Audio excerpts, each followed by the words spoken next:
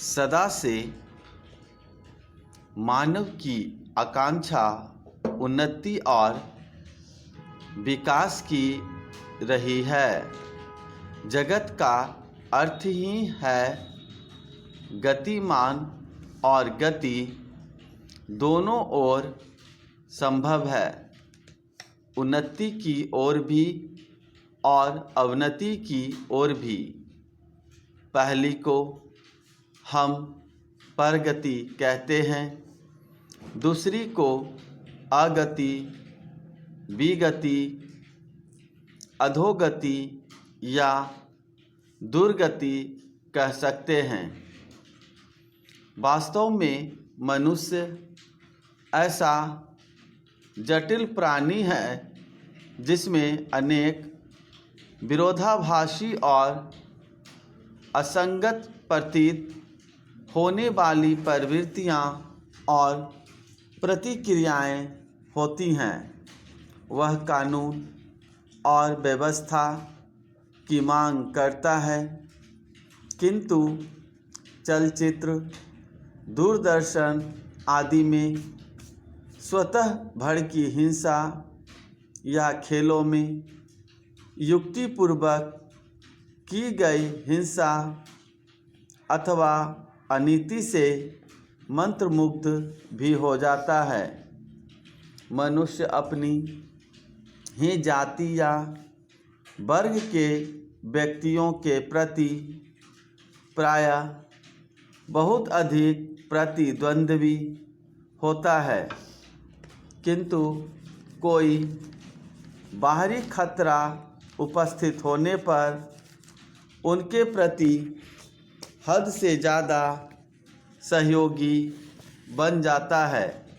वह सड़कों पर या युद्धों में सामूहिक विनाश के प्रति उदासीन रहता है, किंतु किसी खान में फंसे हुए एक व्यक्ति या किसी कुएं में गिरे हुए एक बालक की रक्षा करने के लिए ढेरों साधन जुटा लेता है।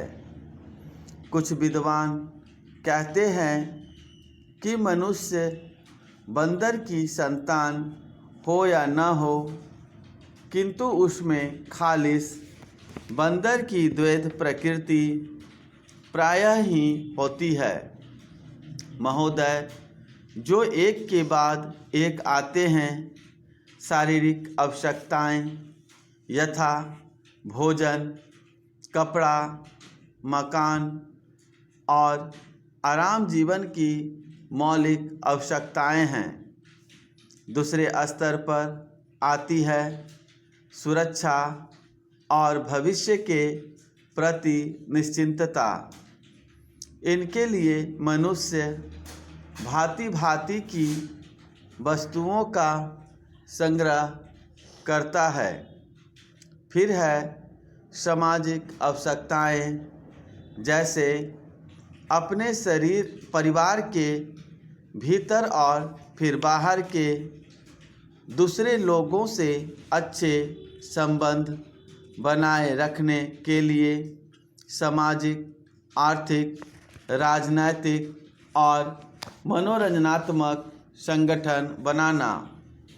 चौथे स्तर पर है अहम संबंधी आवश्यकताएं, जैसे आत्मसम्मान, आत्मविश्वास और आत्मतुष्टि आदि।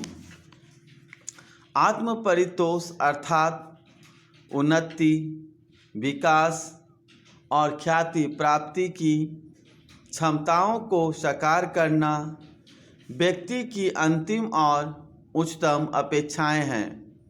इन आवश्यकताओं की पूर्ति के लिए मनुष्य अपने आसपास उपलब्ध पर्यावरण का दोहन करता है।